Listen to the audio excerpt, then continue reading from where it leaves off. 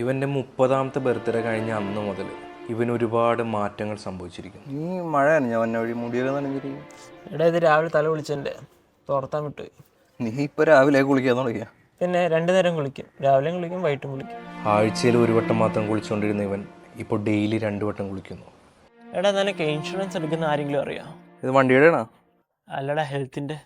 കടങ്ങൾ ഒരുപാടുള്ളതുകൊണ്ട് സുകുമാരക്കുറുപ്പിനെ പോലെ എന്തോ പരിപാടി ഒപ്പിക്കാനുള്ള പ്ലാനാണ്. ഇവനെ മാറ്റി നിർത്തി കുറച്ച് കാര്യങ്ങൾ ചോദിക്കാം. നിനക്ക് എന്തെങ്കിലും പ്രശ്നമുണ്ടോ? എടാ നീയെങ്കിലും എന്നോട് ചോദിച്ചില്ലോടാ. എൻ്റെ ഊഹം തെറ്റിയില്ല, ഇവൻ എന്തോ പ്രശ്നമുണ്ട്. പറ, എന്താണ് നിന്റെ പ്രശ്നം? എടാ എനിക്കിപ്പോൾ പഴയ പോലെ ഒന്നും വായി നോക്കാൻ പറ്റുന്നില്ല. കണ്ണിന് മങ്ങലുണ്ടോ? കണ്ണിനും മങ്ങലുണ്ട്. പക്ഷെ ഇപ്പോഴത്തെ പ്രശ്നം അതല്ല. ഈ സ്കൂളിലും കോളേജിലുള്ള പിള്ളേരെ കാണുമ്പോൾ എനിക്ക് പഴയ ഫീലൊന്നും കിട്ടുന്നില്ല. കഥ ഇതെങ്ങോട്ടേക്കാണ് പോകുന്നത്? പെണ്ണ് കിട്ടാത്തതുകൊണ്ട് ഇവൻ ഗേ ആയി മാറി. നീ എന്താണ് ഇപ്പം എന്നെ പോലെ ഷോർട്സ് ഒന്നും ഇല്ലാത്തത്? ഫുൾ ടൈം ഉണ്ടാണല്ലോ. അയ്യോ എടാ മുണ്ടാടാ കംഫർട്ട്.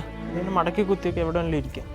നിനക്ക് ഞാൻ എന്തോരം റീൽസാണ് ഇൻസ്റ്റയിൽ അയച്ചിട്ടേക്കണം, ഒന്നിനും ഒരു റിയാക്ഷനും ഇല്ല, റിപ്ലൈയും ഇല്ല.